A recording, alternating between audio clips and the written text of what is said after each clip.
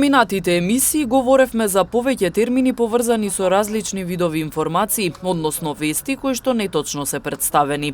Дезинформации, манипулации, пристрасност во информирањето, лажна вест или почесто во употреба е англискиот термин fake news, потоа спин, односно извртена информација, кликбейт, тоест атрактивен наслов кој што не кореспондира со содржината на текстот, се често присутни појави во медиумскиот спектар. Во последниве 2 години во етерот и особено на социјалните медиуми, состојбата со COVID-19 е подложна на секаков вид манипулации. Токму поврзано со оваа состојба, денес се запознаваме со уште 2 термина кои доминираат како појави во овој период, а тоа се теорија на заговор и псевдонаука. Под поимот теорија на заговор се подразбира тајно здружување и делување на група луѓе со цел остварување на некој свој интерес кој е штетен за друга група луѓе. Со заговорот главно се поврзани организатори на криминал, корупција, шпионажа, тероризам и слично. Самиот термин теорија на заговор не се однесува на откривање на таква група, на планови и на активности, туку на теоретизирање, односно собствено толкување и прераскажување за тоа што се случува зад кулисите, додека сите факти и податоци се ставаат во втор план. Со разоткривање на заверата се занимава истражувачкото новинарство, како и надлежните истражни органи и правосудството. Верувањето дека COVID-19 е резултат на светски заговор силно е присутно во Западен Балкан. Истражувањата на БИЕПАК, советодавната група на Балканот во Европа, направени по телефон и онлайн, покажале дека дури 75% од испитаниците веруваат во една или во неколку од 6 теории на заговор поврзани со пандемијата. Во следново видео ќе видиме зошто Балканот повеќе е наклонет да верува во теории на заговор, отколку што тоа е случај со земјите од ЕУ.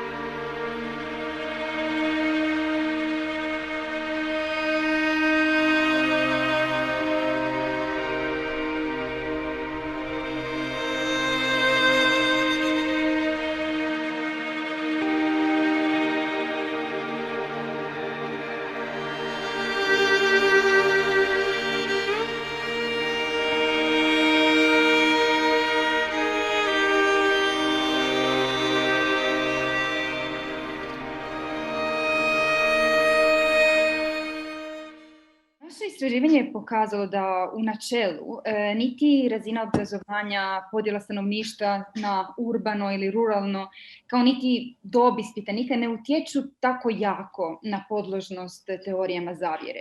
Znači, neke teorije su popularnije među čak obrazovanijim ljudima. Dakle, ja mislim da moramo odbaciti tu neku kao teoriju o neobrazovanim, maloumnim Balkancima. To jednostavno nije istina.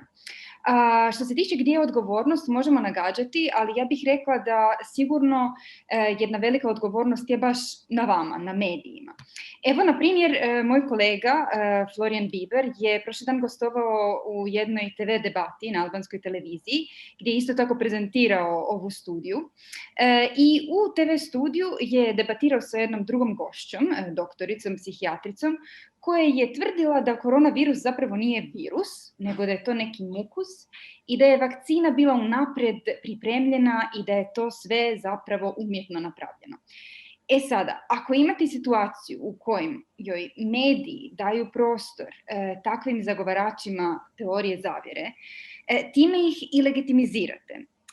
Dakle, po ovom primjeru zapravo nije čudo da po našem istraživanju Albanija ispada kao zemlja na prvom mjestu što se tiče zemalja u kojima se vjeruje u teorije zavjere.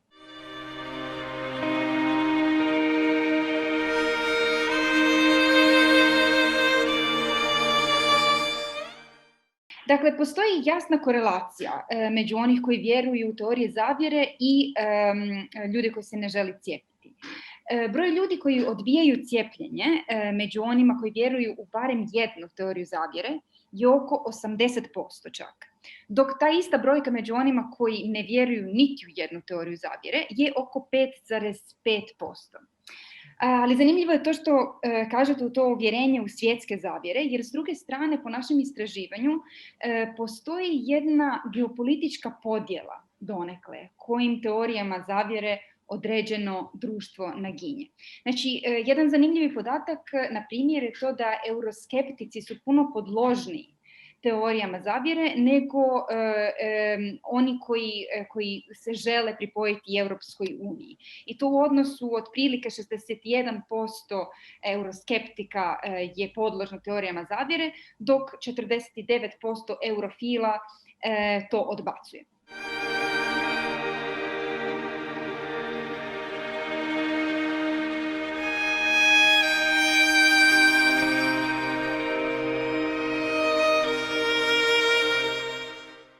Ono što smo vidjeli i u Makedoniji i u nekim drugim zemljama regije je to da manjine, etničke manjine, su podložnije teorijama zavjere nego većina u svakoj zemlji. Dakle, isto tako u Makedoniji albanska manjina je malo podložnija teorijama zavjere nego većina, nego etnički Makedonci. A to je još više izraženo recimo na Kosovu, gdje čak 94% kosovskih Srba vjeruje da farmaceutska industrija stvorila pandemiju koronavirusa. Što nam to može reći? Još jednom, sigurno nije stvar u tome da su neki građani, ne znam, manje obrazovani ili manje inteligentni, nego ja mislim da nam to može ukazati na odnos povjerenja među građanima i institucija. Znači, postoji mogućnost da te manjinske skupine se osjećaju obespravljene i pokazuju sustavni zapravo manjak vjere prema autoritetu, što dovodi do toga da lakše povjeruju u ideju nekih sustavnih makinacija protiv njih.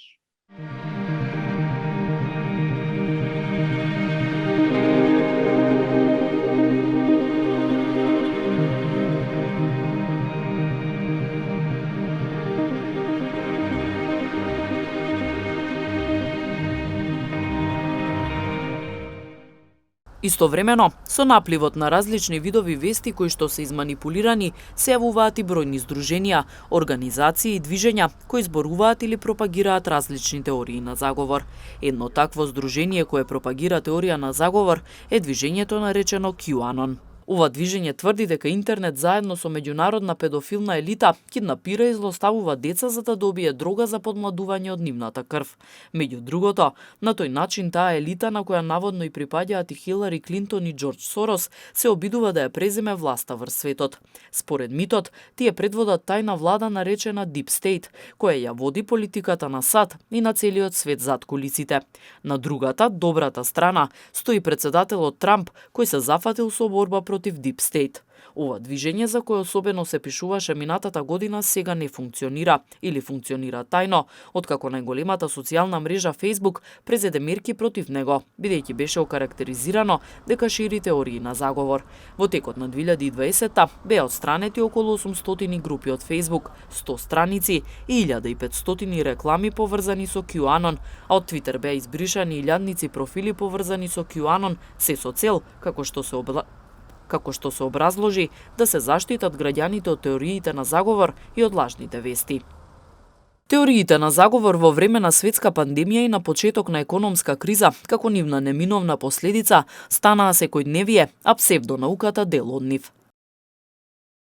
Под поимот псевдонаука или лажна наука се сметаат сите статии, текстови кои како научни факти представуваат одредени мислења, ставови и вредности кои не се добиени со научен метод, а се представуваат како да се добиени. Со псевдосодржина најчесто се занимаваат текстовите од областа на животниот стил, здравието, но и на науката, медицината и историјата, и особено текстовите поврзани со COVID-19. Целта е научните сознанија да се пренесуваат погрешно и тенденциозно, за да се постигне нешто што е личен интерес или да се добие одредена корист во врска со некое горливо прашање, појава или настан. Сведоци сме какви се имаше псевдотекстови поврзани со појавата на коронавирусот.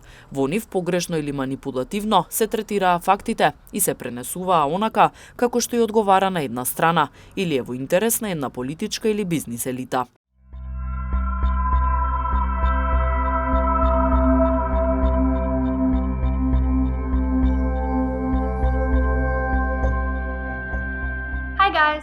Што Што е всушност псевдонаука? Се работи за појава која е привлечна за поголема маса на луѓе на фундаментално ниво, но и не достигаат емпириски докази и процедури како во вистинските научни процеси. Сигурно сте посведочиле на псевдонаука преку различни теории на заговор, приказни за духови, New Age религиозни гледишта, култови, како и искуства поврзани со така наречен задгробен живот или антиваксерски теории. Вообичаено ваквите приказни започнуваат од многу мали размери, но кога доволно луѓе ќе почнат да веруваат во тоа и кога повеќе пари ќе се вложат во истите идеи, тогаш тоа станува дел од општествената култура на луѓето. Има една приказна за сестри од Сад, познати како Фокс сестри. Се расширила приказна дека тие откриле дух во нивната куќа и смислиле начин како да комуницираат со него. Приказната за нив се расширила и тие станале вистински хит. Патувале низ Сад и вршеле обреди преку кои луѓето верувале дека комуницираат со своите починати блиски. После неколку години, една од сестрите признала дека се било измама. Се започнало како производ на досада и начин за плашење на нивната мајка. Заради нивната приказна, се уште има луѓе кои се бават со така наречена комуникација со духови преку различни сеанси и процедури, тоа се лица кои тврдат дека имаат некаква моќ и способност. Од друга страна, псевдонаучните приказни имаат и некои научни основи, но тие податоци се најчесто извртени. Сигурно сте чуле за податокот дека ако бебињата ја слушаат музиката на Моцарт додека се во утробата на мајката, кога ќе се родат ќе бидат поинтелигентни од другите. Бил спроведен експеримент за да се докаже оваа претпоставка, па се покажало дека ефектот од музиката во овој случај е речиси незначителен. Сепак многумина ја користеле таа идеја за да заработаат од родители, нудејќи им различни начини за практикување на музиката како метода за зголемување на интелигенцијата на нивните деца. Има многу луѓе со глад за наука и знаење, но често наидуваат на дезинформации кои навистина се опасни и може негативно да влијаат на донесувањето одлуки и општеството во целост. Ако ги игнорираме овие појави, тие ќе се нагомилаат и штетата ќе биде непоправлива. Затоа е потребно да се добие потребното знаење и да се прави разлика меѓу информациите кои се пласираат на различните видови медиуми. Кога зборуваме за медиумските манипулации, ќе ги споменеме и цензурата и сатирата. Со појавата на новинарството, уште од минатото се појавува и поимот цензура, добро познат термин и често користен во јавноста, а најчесто е поврзан со цензурата во медиумите, односно цензурата на новинарите, на новинарската мисла, израз и збор. Во најширока смисла, цензура значи надгледување или ограничување на слободата на изразувањето. Таа има долга историја на применливост, некогаш е подоминантна, некогаш не е, во зависност од општествените прилики и развојот на демократијата. Денес класичната цензура е присутна само во авторитарните средини, но затоа се појавува во друг облик, дури и во најразвиените демократии, како автоцензура. Ова подразбира дека некои новинари или медиуми одбиваат да се занимаваат со одредени теми и личности. Некои пак новинари и медиуми имаат субјективен пристап кон одредени прашања, личности или појави и така ги пренесуваат, односно ги извртуваат фактите во полза на сопствените видувања кон нив. Ваквата појава е особено карактеристична за чувствителните политички теми кои имаат јавен интерес. Ваквиот вид на медиумска манипулација е тешко, речиси невозможно да се докаже, па затоа оваа манипулација е доста моќна. Може би делува изненадувачки, но и сатирата, која е еден вид новинарски жанр, се вбројува во можните видови на медиумска манипулација. Иако сатирата пред се е книжевна форма, во која критички се исмејува поединецот, групата, државата или власта, често се користи како средство за политичка борба. Сатиричните содржини кои се пласираат во медиумите служат за да се исмејува одредена појава или личност и да се изложува на критика, најчесто преку форма на карикатура или сатирична вест. Доколку е јасно нагласено дека одредени медиумски содржини се сатирични, тогаш тоа не е манипулација, туку е новинарски жанр. Во спротивно, тоа е тенденција да се искористи некакво исмејување во полза на одреден интерес и да се оствари некаква цел. Имајќи ги предвид сите видови на манипулации за кои говоревме во изминатите емисии, а ги има уште многу, во различни видови и форми, стануваме свесни за неопходноста од нивно познавање, за да можеме полесно да ги препознаваме и критички да ги анализираме медиумските содржини. На тој начин стануваме медиумски писмени и вешти, самите да умееме да процениме која од содржините што се нудат е вистинита, а која е манипулативна, која порака има цел да збуни и пренасочи, а која е вредна за анализа и треба да ја прифатиме и поддржиме. Токму затоа е важно да ја разбереме суштината и значењето на медиумската писменост.